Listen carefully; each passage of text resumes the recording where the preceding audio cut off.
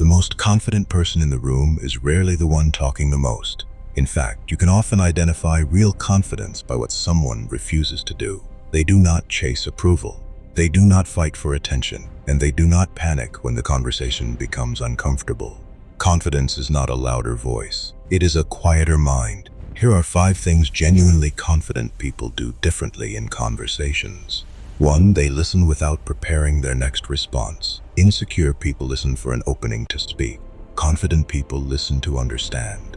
They are not desperately trying to prove they are intelligent. They are comfortable enough to let someone else finish.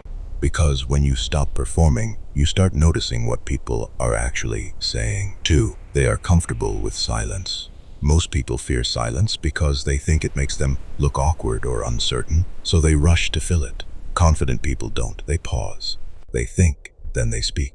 A few seconds of silence can communicate more composure than 100 unnecessary words. 3. They disagree without becoming defensive. Someone challenges their opinion. They do not immediately turn the conversation into a battle. They can say, "I see it differently," without needing to destroy the other person's argument. Why? Because their identity is not attached to being right every second.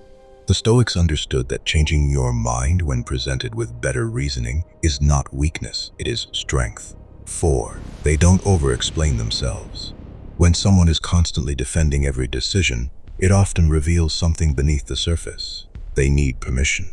Confident people understand that not every decision requires public approval. Sometimes the answer is simply, "That doesn't work for me." And then silence, no 10-minute explanation, no apology for having boundaries.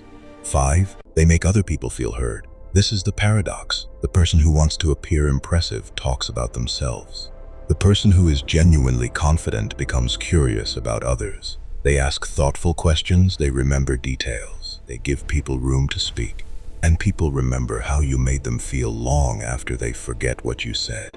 So the next time you enter a conversation, don't ask yourself, "How can I impress them?" Ask, "Can I remain calm, present, and honest?" That is where real confidence begins. You don't need to dominate the room. You need to stop being controlled by it. Master your reactions. Choose your words. Listen deeply. And never confuse loudness with strength. Because the strongest presence in the room is often the person who has nothing to prove. For more lessons on Stoicism, psychology, confidence, power, and the minds that shaped history, subscribe to the Corporate Canon.